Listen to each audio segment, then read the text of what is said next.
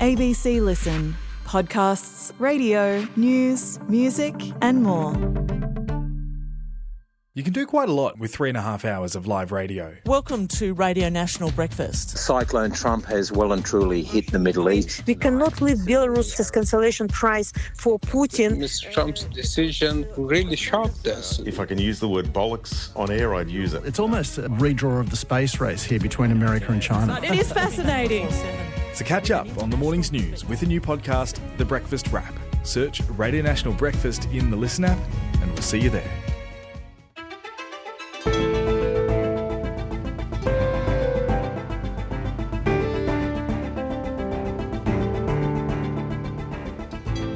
BMI, or Body Mass Index. It's a simple calculation to tell you if you're underweight, a healthy weight, or obese. But the thing is, it was never designed to be such a blunt tool, and now there's a global push away from it. Today, a new way to classify weight. I'm Sam Hawley on Gadigal land in Sydney. This is ABC News Daily.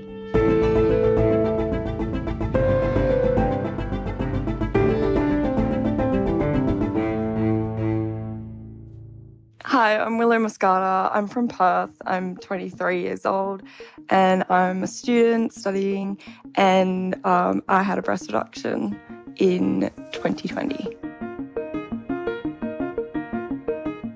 So Willow, the BMI calculator, that really was not your friend for a long time, was it? No, not at all. No. So just remind people, it's a calculator, right? Basically, you punch in your sex, your height, your weight, and you press enter, and it basically tells you if you're in a healthy weight range or you're obese. And your result was always coming out at obese, right? Just explain that. Yeah, pretty much. So I'm like not a particularly tall person either. So anytime it did a height by weight ratio, it always put me on the higher end of like healthy range. So I was always put as overweight or obese, which made things really annoying because I knew that I wasn't.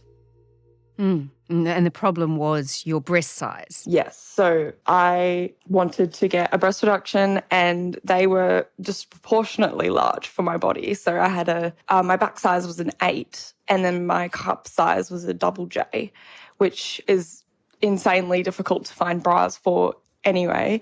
And they were probably around like 5 kilos just to add on top of my body weight.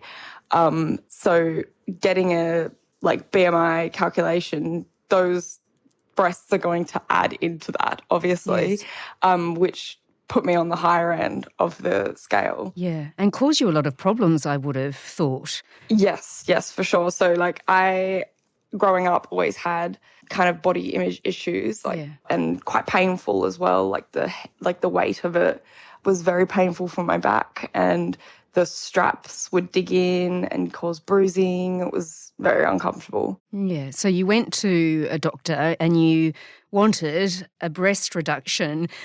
And this is when the BMI comes back into play because that became problematic. Again, just tell me what happened. Yeah, so when I went to my GP, told her everything that was going on, all my body image issues, and I was pretty much just I want a referral, I want to see a surgeon and get this done.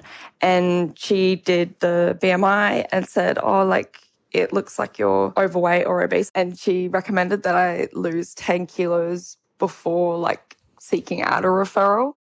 So she didn't give me one. So I was just a bit defeated by that.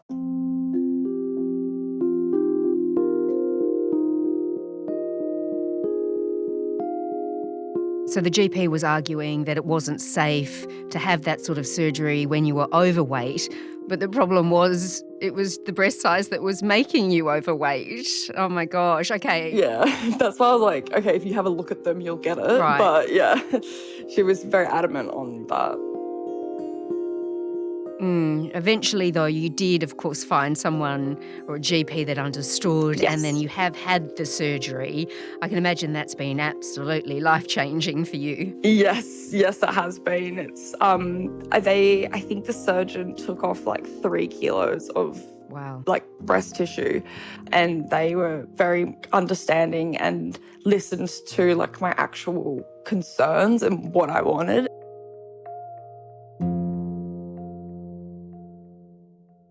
Well, Willow, the approach to BMI and how medical professionals view it is very likely to change soon. It's a realisation that there's a problem, a big problem with this calculator. I mean, that's a huge positive step, I would think, for people like you or people in a position like you were. Yeah, 100%. Yeah, I think that's a really important thing for people and patients everywhere, because if they're just being defined by this number or, this BMI scale, it's, impacting on their mental health as well as their physical health, because it's not really about your BMI, it's about the distribution around your body.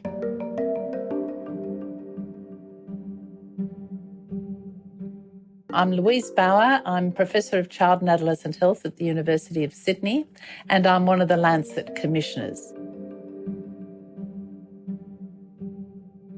Louise, BMI or body mass index, it's been around for a really long time, hasn't it? We've been using it for ages.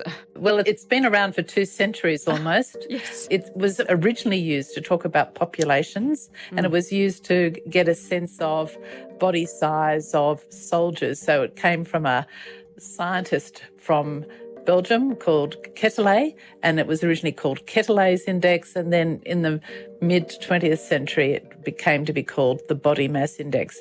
But it was never designed as a measure originally of body fatness. It was really a measure of height to weight ratios in men in an army, so quite different from the purpose that we now use it.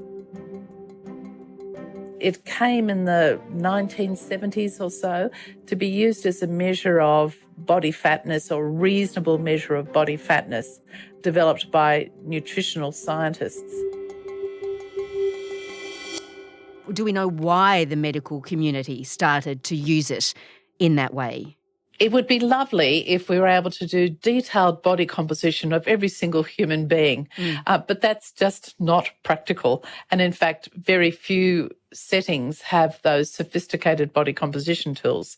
So it's helpful at an epidemiological level to talk about differences between populations, or over time. This is what the level of overweight was in the mid-1960s. Here it was in the 1980s, 2000s, and here it is in 2025. And you can look at change over time. And that's a reasonable measure of it. It can also be used to compare different countries and so on. And as long as you use that in a thoughtful way, I think it can be useful. It's then started in more recent times to be used as measures of an individual's risk of health issues. And that's where it becomes a little bit more tricky. Again, if you used it thoughtfully, it can be helpful. But people tend to, use it without thinking, and then we run into problems with interpretation. So if we took an example of an elite athlete using BMI to judge whether or not they're in the right weight range, that's problematic, right? Just explain that. Yes. I mean, think of the All Blacks or, great rugby players, who are big and muscly.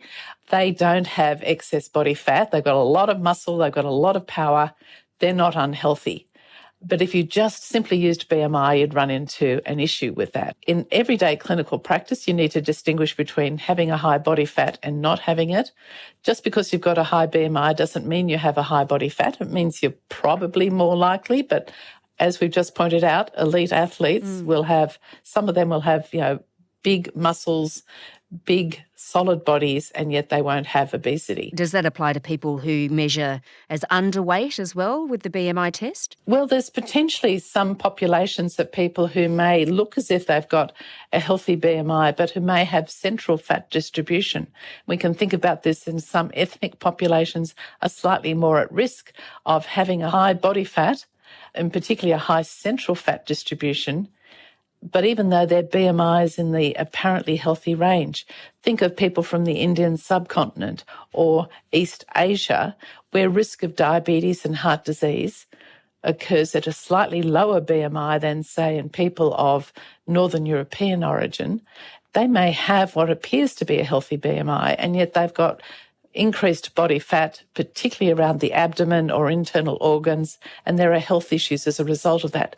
So even having a lower BMI, you might still be at higher risk.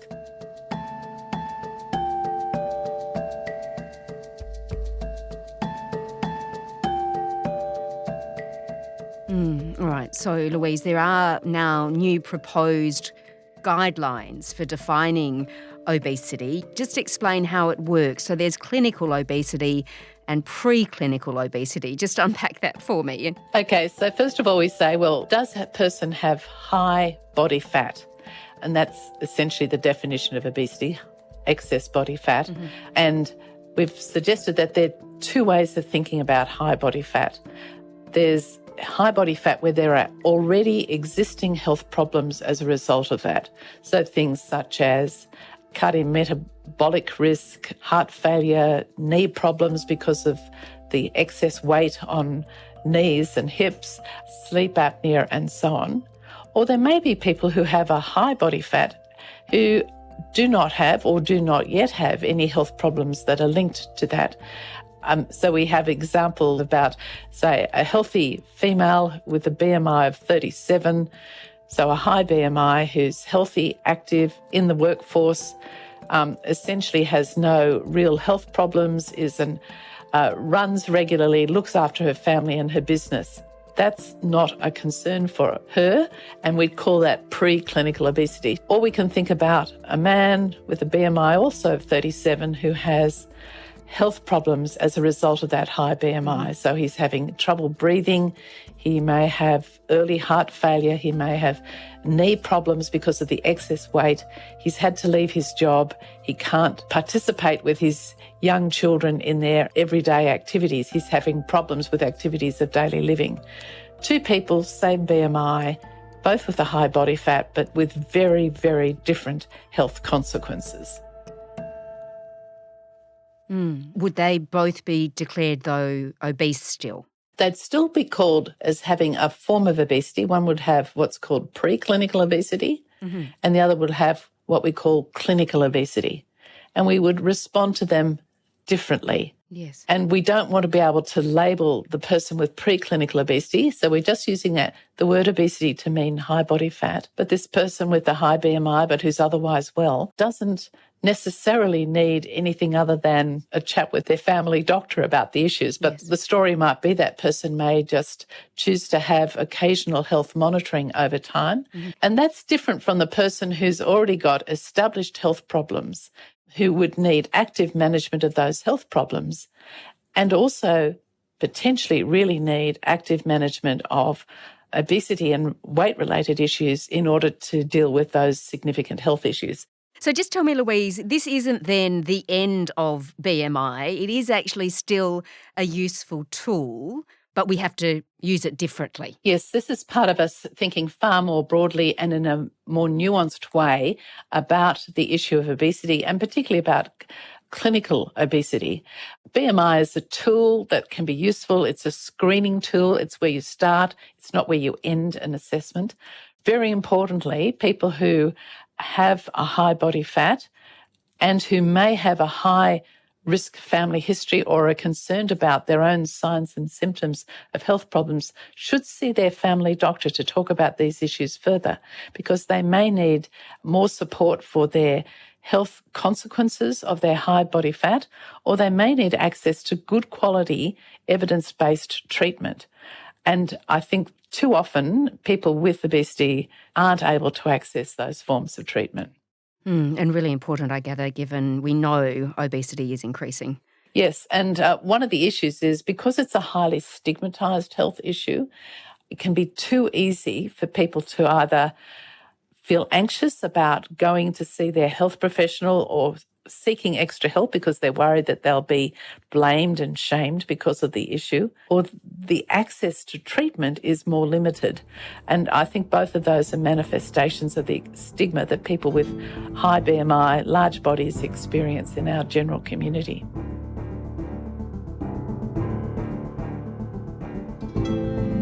Louise Bauer is a professor of child and adolescent health at the University of Sydney, who is involved in a study into BMI. Willow Moscarda is a Perth woman who was finally allowed to have a breast reduction. This episode was produced by Sydney Pede and Cara Jensen-McKinnon. Audio production by Sam Dunn and Anna John. Our supervising producer is David Cody. I'm Sam Hawley. Thanks for listening.